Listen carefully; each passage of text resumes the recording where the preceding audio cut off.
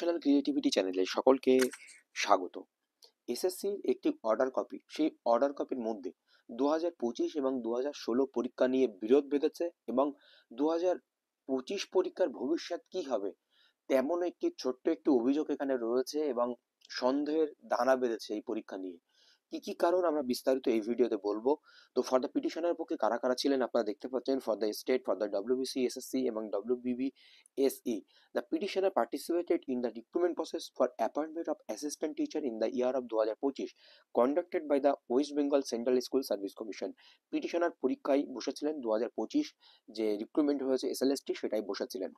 They are the candidates who lost their job in view of the order first by the Honorable Supreme Court, Civil Appeal number 4800 of 2024 in the matter of State of West Bengal versus Boishaki Bhattacharya Chatterjee or ORS. Candidate lost their job. বৈশাখী ভট্টাচার্য এবং চ্যাটার্জি যে order supreme court থেকে 3রা April 2024 হয়েছিল, মানে 2025 হয়েছিল, সেই অর্ডারে তারা চাকরি হারিয়েছিল।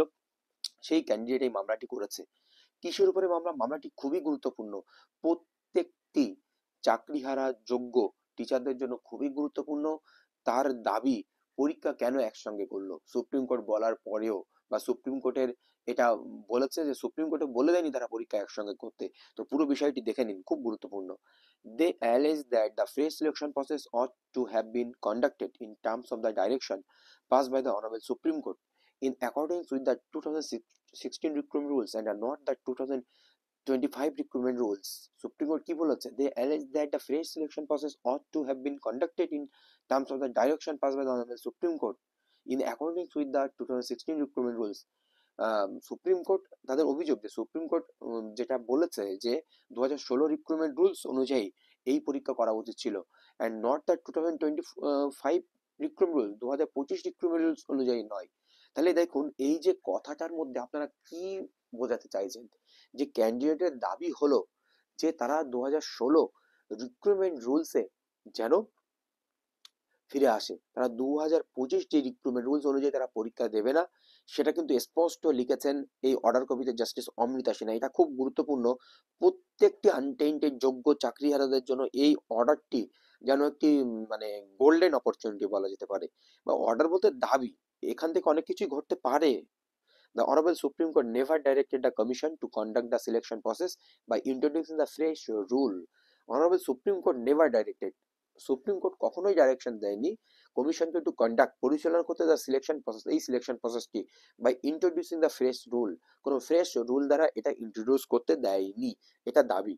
In the fresh rule of 2025, the mode of assessment of the educational qualification of the candidate has been changed from the one that was prevailing in the year 2016.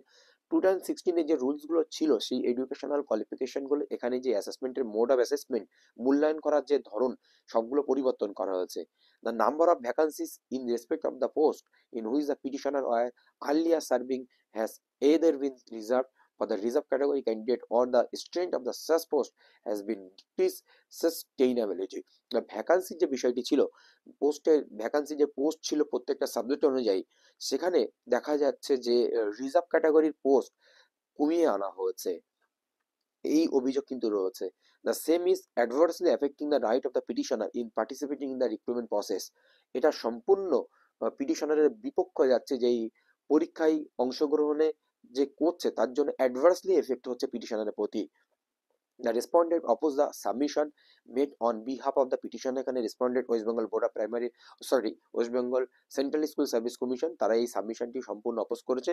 It has been submitted that the writ petition and the instance of the petitioner number 1 will not be maintainable as the same will be hit by the provision order 2 rule 2 of the code of the civil procedure.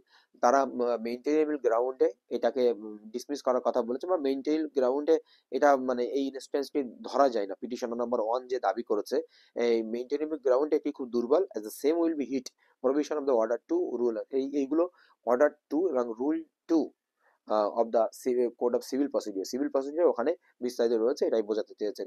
The matter is required to be heard, let affidavit in opposition to be filed by the respondent within the 23rd December 2025। 23rd December, 23শে ডিসেম্বরের মধ্যে opposition যারা রয়েছে affidavit respondent affidavit দিতে হবে। Reply if any file 6 জানুয়ারি তাদের reply কোনো প্রয়োজন হলে 6 জানুয়ারি 2026-এর মধ্যে এটাকে দিতে হবে। রিলিস্ট ম্যাটার 14 জানুয়ারি 2026, 14 জানুয়ারি 2026 এই মামলা আবার লিস্টেড হয়েছে। তো এই মামলাটি খুবই কিন্তু গুরুত্বপূর্ণ সকলের জন্য, খুবই খুবই গুরুত্বপূর্ণ। তো সেই জন্য আপনারা গুরুত্ব দিতে পারেন এটার উপরে। তো তারা কেন সেই রিক্রুটমেন্ট রুলস অনুযায়ী পরীক্ষা দেবে, তাদের মানে অ্যাকচুয়ালি এই পরীক্ষাটা বাতিল হয়ে যাক এক প্রকার, গিয়ে 2016 রিক্রুটমেন্ট রুলস অনুযায়ী পরীক্ষা, এরকম একটা দাবি কিন্তু এখানে উনি করতে চেয়েছেন। বা তার যে যে সমস্ত জায়গায় রিজার্ভ শূন্যপদ কমানোর জন্য তার অসুবিধা হতে পারে। দেখুন 10/12/2025 এই মামলা হয়েছিল Ijaz Ahmed, WPA 27976 of 2025, state of West Bengal and ওয়ারেস। এই হচ্ছে বিষয়, বিস্তারিত আপনাদেরকে দিলাম। আরো তথ্য আসলে অবশ্যই আপনাদেরকে দেওয়া হবে। ধন্যবাদ।